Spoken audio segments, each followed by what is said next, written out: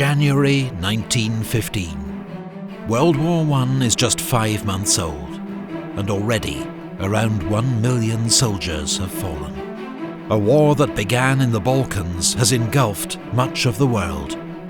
The Central Powers, Germany, Austro-Hungary, and the Ottoman Empire, fight the Allies, Britain, France, Russia, Serbia and Montenegro, Belgium, and Japan. In Poland and the Baltic, the Russian army has suffered a string of massive defeats, but continues to battle German and Austro-Hungarian forces. Austro-Hungarian troops have also suffered huge losses and are humiliated by their failure to defeat Serbia. In the Caucasus Mountains, Russian and Ottoman forces fight each other in freezing winter conditions. While on the Western Front, French, British and Belgian troops are dug in facing the Germans, in trenches stretching from the English Channel to Switzerland.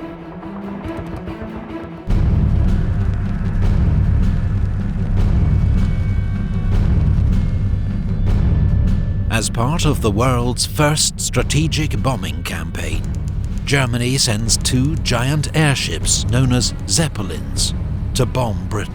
They hit the ports of King's Lynn and Great Yarmouth, damaging houses and killing 4 civilians. At sea, at the Battle of Dogger Bank, the British Navy sinks 1 German cruiser, but the rest of the German squadron escapes. Command of the seas has allowed Britain to impose a naval blockade of Germany, preventing vital supplies, including food, from reaching the country by sea. Germany now retaliates with its own blockade. It declares the waters around the British Isles to be a war zone, where its U-boats will attack Allied merchant ships without warning. Britain relies on imported food to feed its population. Germany plans to starve her into surrender. On the Eastern Front, German Field Marshal von Hindenburg launches a winter offensive and inflicts another massive defeat on the Russian army at the Second Battle of Masurian Lakes. The Russians lose up to 200,000 men, half of them surrendering amid freezing winter conditions. The Russians have more success against Austria-Hungary. The city of Przemyśl falls after a 4-month siege, netting the Russians 100,000 prisoners. Austria-Hungary's total losses now reach 2 million. Meanwhile, the British and French send warships to the Dardanelles to threaten Constantinople, capital of the Turkish Ottoman Empire. They believe a show of force will quickly cause Turkey to surrender.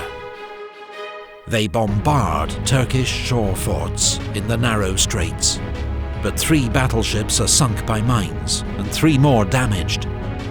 The attack is called off.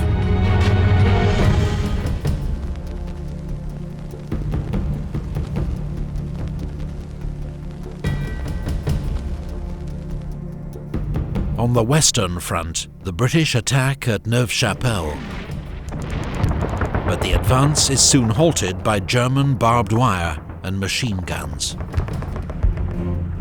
British and Indian units suffer 11,000 casualties, about a quarter of the attacking force.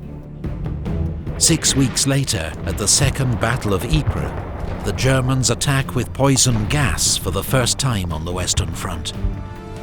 A cloud of lethal chlorine forces Allied troops to abandon their trenches. But the Germans don't have enough reserves ready to exploit the advantage. Soldiers on both sides are quickly supplied with crude gas masks, as a chemical weapons arms race begins.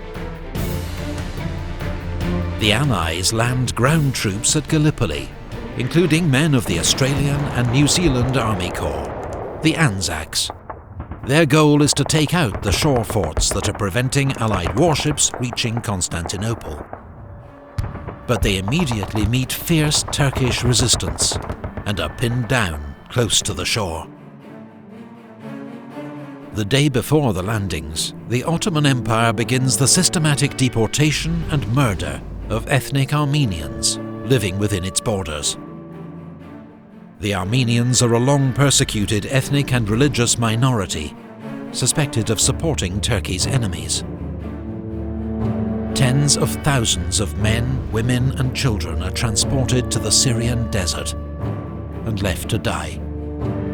In all, more than 1 million Armenians perish.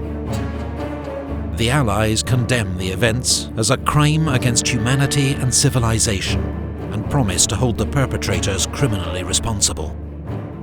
To this day, the Turkish government disputes the death toll, and that these events constituted a genocide.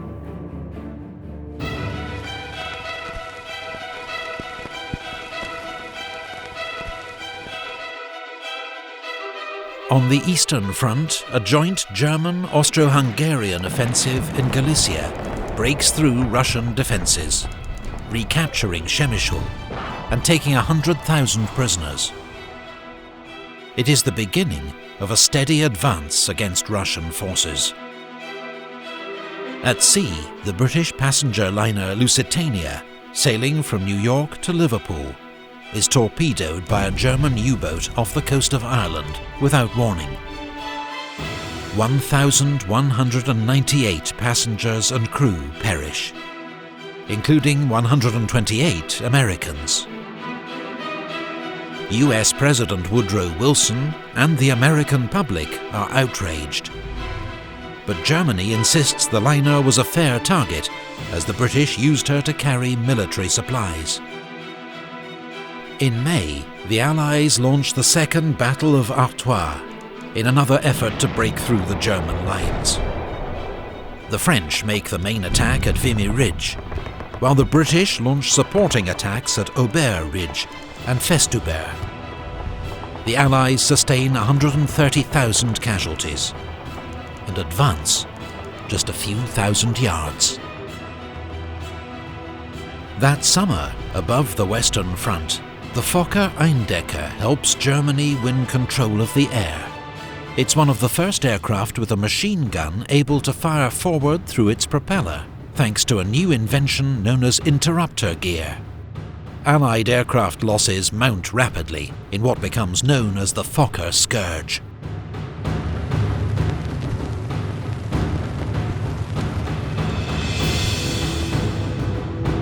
Italy, swayed by British and French promises of territorial gains at Austria-Hungary's expense, joins the Allies, declaring war on Austria-Hungary and later the Ottoman Empire and Germany. The Italian army makes its first assault against Austro-Hungarian positions along the Isonzo River, but is repulsed with heavy losses. Meanwhile, the Allies face a crisis on the Eastern Front. The Russians have begun a general retreat, abandoning Poland. German troops enter Warsaw on the 5th of August. Tsar Nicholas II dismisses the Russian army's commander-in-chief, Grand Duke Nicholas, and takes personal command.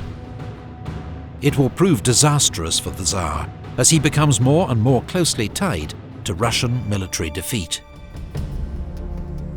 At Gallipoli, the Allies land reinforcements at Suvla Bay, but neither they nor a series of fresh attacks by the ANZACs can break the deadlock. Conditions for both sides are terrible. Troops are tormented not only by the enemy, but by heat, flies, and sickness. In the Atlantic, a German U-boat sinks the liner SS Arabic. 44 are lost, including 3 Americans.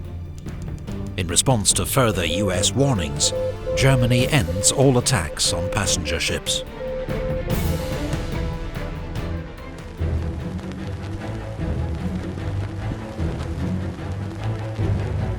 On the Western Front, the Allies mount their biggest offensive of the war so far, designed to smash through the front and take pressure off their beleaguered Russian ally. The French attack in the 3rd Battle of Artois and 2nd Battle of Champagne. The British, with the help of poison gas, attack at loss. Despite initial gains, the attacks soon get bogged down, with enormous losses on all sides.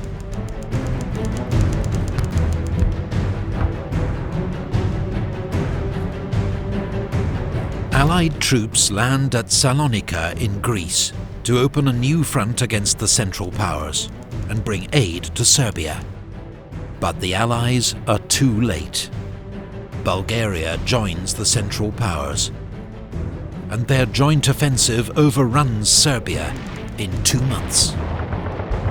That winter, the remnants of the Serbian army escape through the Albanian mountains.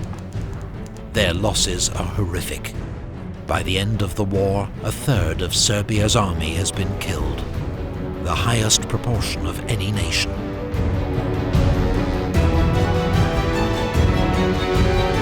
Fierce fighting continues on the Italian front, as Italian troops launch the third and fourth battles of the Isonzo. Austro-Hungarian forces, though outnumbered, are dug in on the high ground and impossible to dislodge.